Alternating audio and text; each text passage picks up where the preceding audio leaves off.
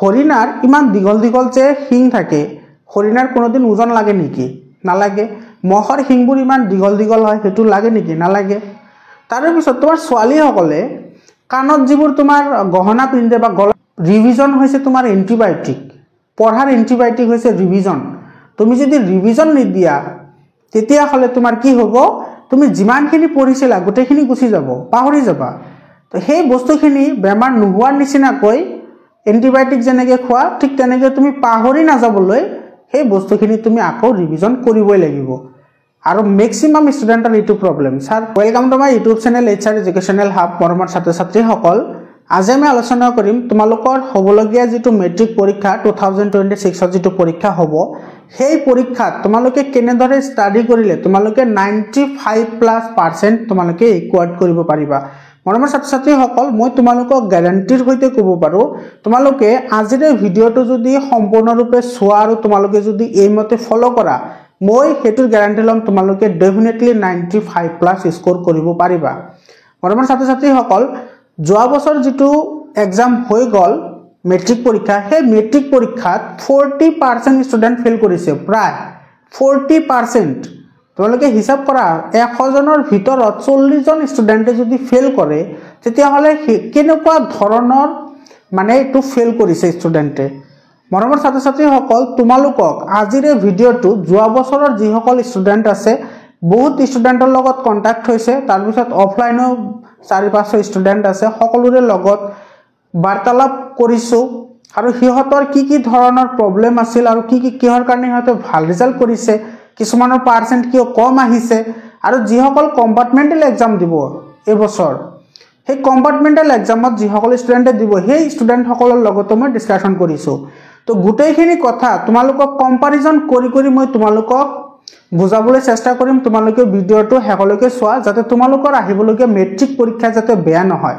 মৰমৰ ছাত্ৰ ছাত্ৰীসকল, একেবাৰে চিম্পুল হয়, আৰু এই যিখিনি মেথড আমি আজি ডিছকাশ্যন কৰিম, এই মেথডখিনি তোমালোকে যদি 100% ফ'ল' কৰিব পাৰা, ডেফিনেটলি তোমালোকে 95তকৈ বেছি নম্বৰ পাবা। মৰমৰ ছাত্ৰ ছাত্ৰীসকল, চোৱা, যিটো লাষ্ট ইয়াৰ যিটো মেট্ৰিক এক্সাম হৈ গ'ল, সেই লাষ্ট ইয়াৰত মোটামুটি 40% ষ্টুডেণ্ট কি কৰিছে? ফেইল কৰিছে। আৰু এই 40% ষ্টুডেণ্টৰ ভিতৰত তোমাৰ কি কৰিছে? মোটামুটি 95% ষ্টুডেণ্টে তোমাৰ MCQত পাছ কৰিছে। লক্ষ্য কৰা, ইয়াতে বহুত ইম্পৰ্টেণ্ট হয়। লক্ষ্য কৰা, ইয়াতে কি কৈছোঁ? 40% ষ্টুডেণ্ট ফেইল কৰিছে, আৰু সেই ফেইল কৰা ষ্টুডেণ্টৰ ভিতৰত তোমাৰ কি কৰিছে? 95%তকৈ বেছি ষ্টুডেণ্ট MCQত পাছ কৰিছে। আৰু তোমাৰ ইয়াতে কি কৰিছে? আৰু তোমাৰ কি হৈছে? মোটামুটি ধৰা 97% ষ্টুডেণ্টে তোমাৰ কি কৰিছে? ডেছক্ৰিপশ্যন পাৰ্টত ফেইল কৰিছে। ডেছক্ৰিপশ্যন পাৰ্টত ফেইল কৰিছে, বুজি পাইছা?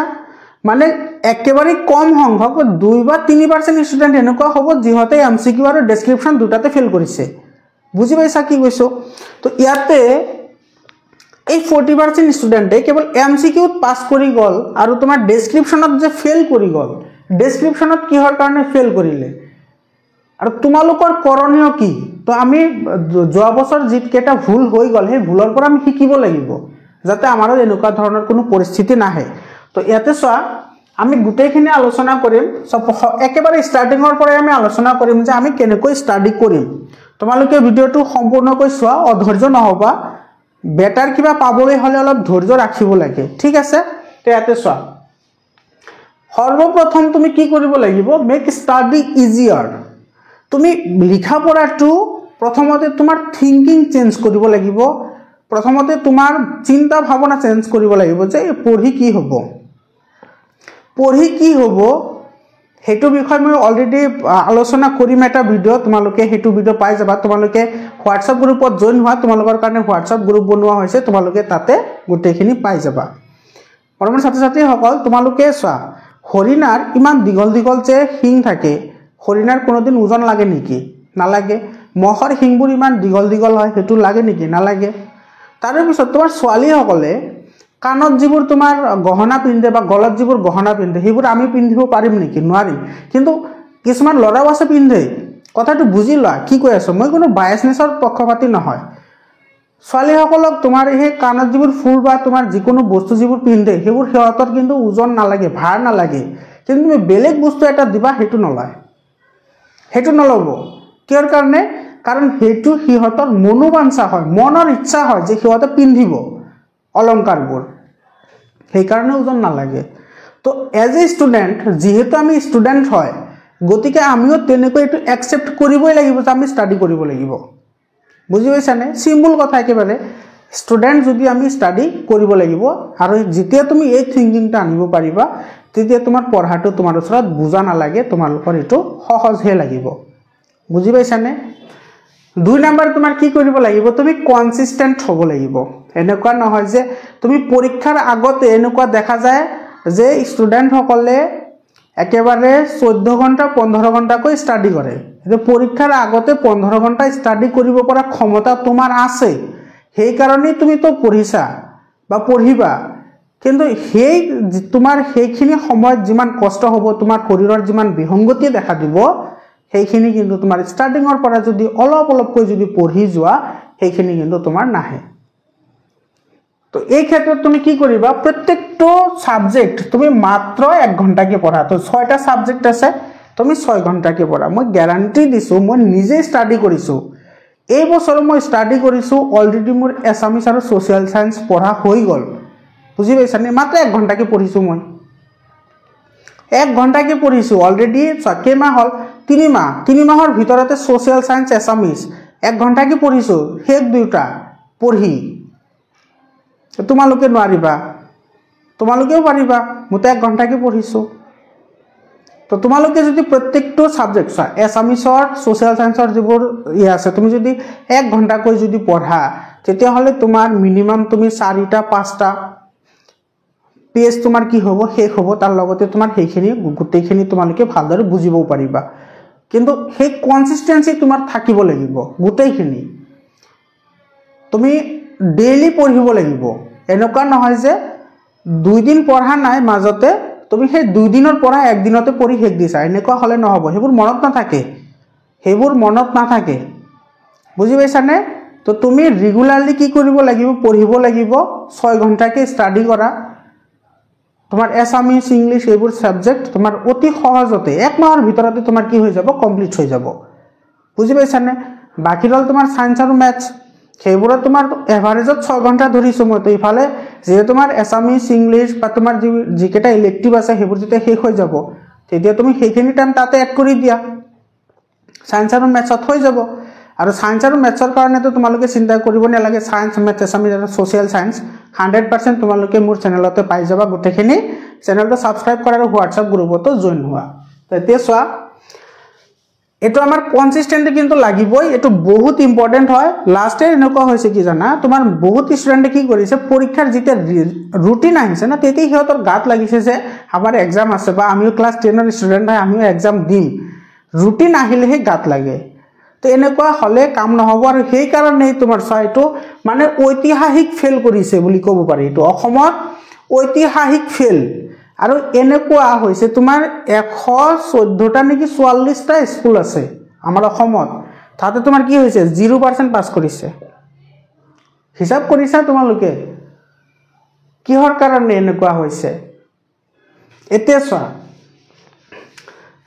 এতে তাৰ পিছৰ কামটো আমাৰ কি হ'ব read all the chapters thoroughly তুমি প্ৰত্যেকটো চ্যাপ্টাৰ কিন্তু পঢ়িবই লাগিব চ্যাপ্টাৰ তুমি thoroughly পঢ়িব লাগিব thoroughly মানে পুংখানুপুংখ ভাবে পঢ়িব লাগিব কাৰণ এনসিআৰটিৰ যিখন বুক আছে তাৰ প্ৰতিটো ওয়াৰ্ডৰ পৰা কোৱেশ্চন হ'ব পাৰে সেই কাৰণে তোমাৰ প্ৰত্যেকটো ওয়াৰ্ডৰ প্ৰত্যেকটো সেন্টেন্সৰ বিষয়ে তোমাৰ নলেজ থাকিব লাগিব তুমি হেতু পঢ়িলা পঢ়াৰ পিছত তুমি কি কৰিবা চাবা প্ৰেক্টিস টপিক ওয়াইজ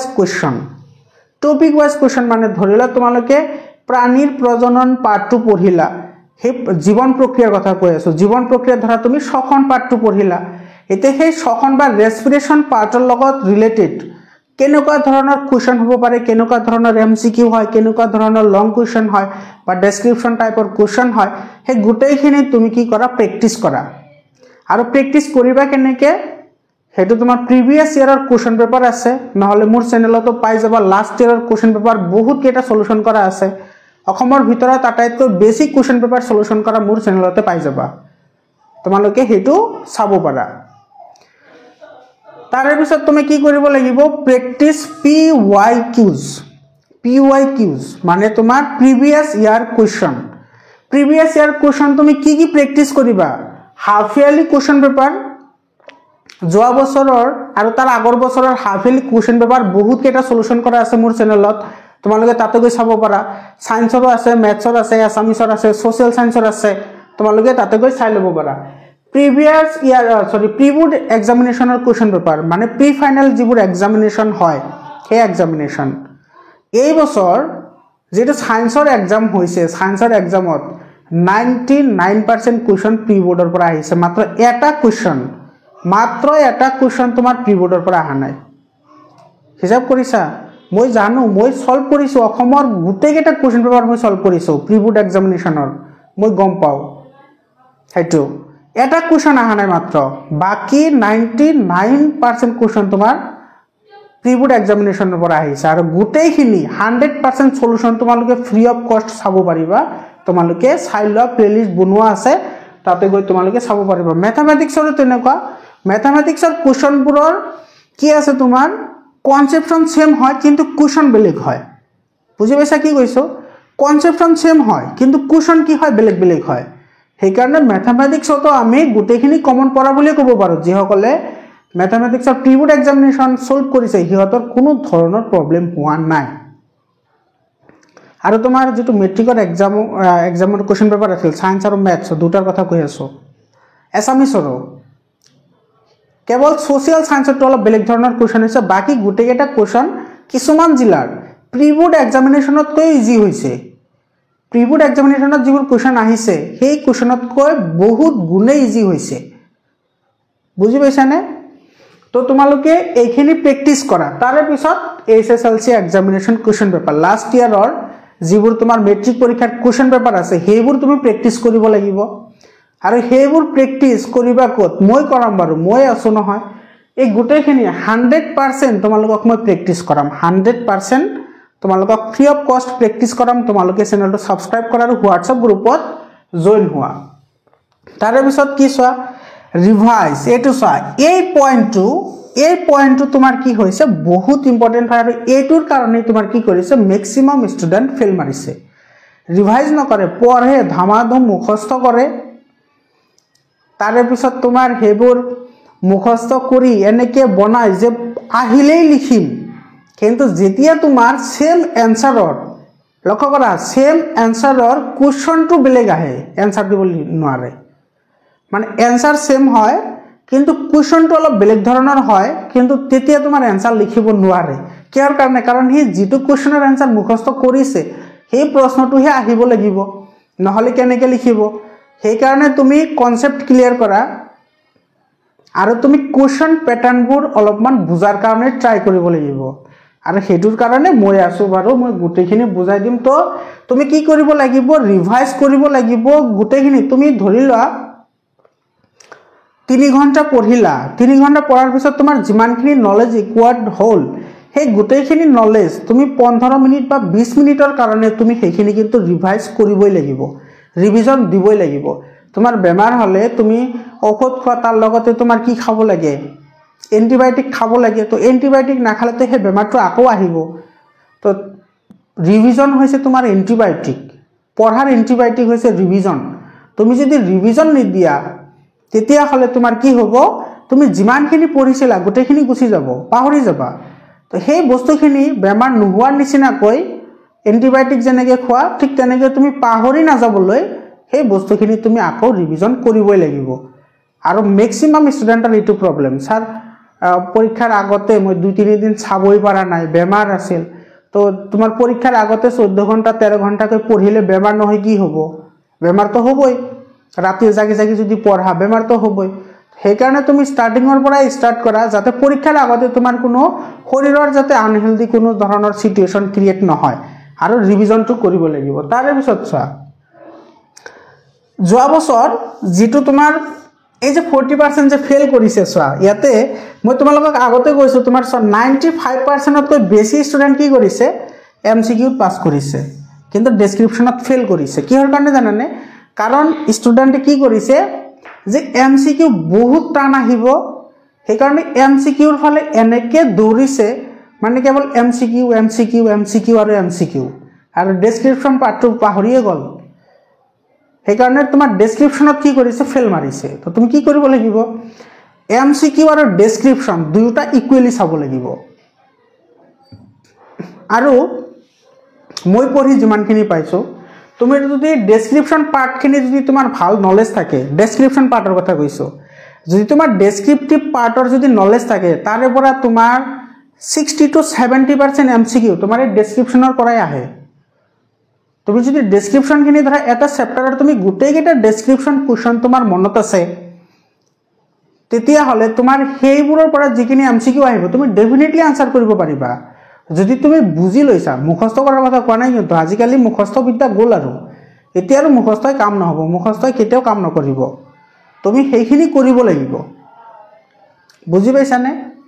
তো তুমি কি কৰিব লাগিব MCQ আৰু ডেছক্ৰিপশ্যন পাৰ্ট দুয়োটাতে ইকুৱেলি এটেনশ্যন দিব লাগিব। মোৰ মতে তোমাৰ MCQত ধৰা এটা টপিক তুমি লৈছা, সেই টপিকৰ ওপৰত কেনেকুৱা ধৰণৰ কুৱেশ্যন আহিব পাৰে সেইটো তুমি মনত ৰখাতকৈ তুমি যদি ডেছক্ৰিপশ্যন পাৰ্টটো গোটেইখিনি মনত ৰাখা, ডেছক্ৰিপশ্যনখিনি মানে তোমাৰ সেইটোৰ সাৰাংশ তুমি যদি গোটেইখিনি মনত ৰাখা তোমাৰ কি ধৰণৰ MCQ আহিব তুমি ডেফিনেটলি আনচাৰ কৰিব পাৰিবা। কিয় নোৱাৰিবা? ডেফিনেটলি পাৰিবা, বুজি পাইছানে? আৰু 7 নম্বৰ চোৱা, এইটো give test chapter wise on random questions. তুমি প্ৰত্যেকটো চেপ্টাৰ যেতিয়া তুমি ৰিভিজন কৰিলা, প্ৰিভিয়াছ ইয়াৰৰ কুৱেশ্যন পেপাৰ চালা, চেপ্টাৰ ৰিডিং কৰিলা, সকলো তোমাৰ হৈ গ'ল, তাৰপিছত তুমি কি কৰিবা ধুনীয়াকৈ তুমি কি কৰা টেষ্ট দিয়া চেপ্টাৰ ৱাইজ। মানে যেতিয়া তোমাৰ চেপ্টাৰ এটা শেষ হ'ব, চেপ্টাৰ শেষ হোৱাৰ লগে লগে তোমাৰ কি হ'ব টেষ্ট হ'ব। আৰু সেই টেষ্ট তুমি কেনেকৈ দিবা তোমালোকে হোৱাটছআপ গ্ৰুপত জইন হোৱা, মই তোমালোকক গাইড কৰি যাম আৰু লাগিলে মই তোমালোকক কুৱেশ্যন পেপাৰ ছেট কৰিও দিম, তোমালোকে তাতেও কি কৰিব পাৰিবা এই টেষ্টবোৰ দিব পাৰিবা। বুজি পালানে? মৰমৰ ছাত্ৰ ছাত্ৰীসকল তোমালোকে এইখিনি তোমালোকে যদি ফলো কৰিব পাৰা ডেফিনেটলি তোমালোকে 95তকৈ বেছি নম্বৰ পাবা। বহুত ষ্টুডেণ্টে পাইছে। মৰমৰ ছাত্ৰ ছাত্ৰীসকল তোমালোকৰ কাৰণে সায়েন্স, মেথছ, এছামিছ আৰু ছ'চিয়েল সায়েন্সৰ কাৰণে গোটেইকেইটাৰে ই-বুক বনোৱা আছে। তোমালোকৰ যদি ই-বুক লাগে তোমালোকে হোৱাটছআপ গ্ৰুপত জইন হোৱা, তোমালোকে তাতে পাই যাবা। একেবাৰে মিনিমাম প্ৰাইচ এটা ৰখা হৈছে যাতে তোমালোকে এইটো আনভেলিয়েবল বুলি কোনো ধৰণৰ নাহে, যাতে তোমালোকৰ এটা আগ্ৰহ থাকে যে টকাৰে কিনিছোঁ। তো সেইকাৰণে মিনিমাম ফিজ এটা ৰখা হৈছে, তোমালোকে তাতেও পাই যাবা। তো মৰমৰ ছাত্ৰ ছাত্ৰীসকল চোৱা, যোৱা বছৰ যিটো তোমাৰ এই 40% যে ফেইল কৰিলে বা যিহঁতে কম্পাৰ্টমেণ্টেল এক্সাম দিব, কম্পাৰ্টমেণ্টেল এক্সামৰ কাৰণে মই প্ৰিপাৰেশ্যন কৰাইছোঁ ষ্টুডেণ্টক, সিহঁতৰ এটাই কথা ছাৰ যে ছাৰ MCQত পাছ কৰিলোঁ, ডেছক্ৰিপশ্যনত কিহৰ কাৰণে ফেইল কৰিলোঁ বুজিয়ে নাপালোঁ। আৰে বুজি পাবা কেনেকৈ? তোমাৰ নলেজে নাই, তুমি কেৱল MCQ পঢ়িছা। তো তুমি কেৱল MCQ পঢ়িলে কাম নহ'ব, কাৰণ MCQ পঢ়িলে লং কুৱেশ্যনৰ নলেজ নাহে, কিন্তু যদি তুমি লং কুৱেশ্যন কৰা তেতিয়াহ'লে MCQ নলেজ আহে। বুজি পাইছা ডিফাৰেঞ্চটো? তুমি MCQ কৰিছা ঠিক আছে, MCQ কৰিব লাগিব, কিন্তু ইকুৱেলি চাব লাগিব। এটা এনেকুৱা নহয় যে কেৱল MCQ চালোঁ লং কুৱেশ্যনখিনি নাচালোঁ, এনেকুৱা নহয়। বেটাৰ তুমি লং কুৱেশ্যন চোৱা, মানে লং ডেছক্ৰিপশ্যন পাৰ্টখিনি তুমি মনত ৰাখা টপিক ৱাইজ, তাৰে পৰা যিকোনো ধৰণৰ MCQ আহিলে তোমালোকে সেইটোৰ আনচাৰ কৰিব পাৰিবা। মৰমৰ ছাত্ৰ ছাত্ৰীসকল যিমান পাৰে তোমালোকে ভিডিঅ'টো শ্বেয়াৰ কৰা, যাতে কোনো ষ্টুডেণ্টে আজিৰ এই যোৱা বছৰৰ নিচিনা যাতে কোনো ধৰণৰ হালত আমি দেখিব নালাগে। তো তোমালোকে মোৰ চেনেলটো ছাবস্ক্ৰাইব কৰি হোৱাটছআপ গ্ৰুপত জইন হৈ লোৱা। তোমালোকৰ মেট্ৰিক পৰীক্ষাৰ কাৰণে যিমান ধৰণৰ হেল্প লাগে, সহায় লাগে, মই তোমালোকক কৰিম। আজিৰ কাৰণে এইখিনিয়ে, আকৌ লগ পাম বেলেগ এটা ভিডিঅ'লৈ। ধন্যবাদ।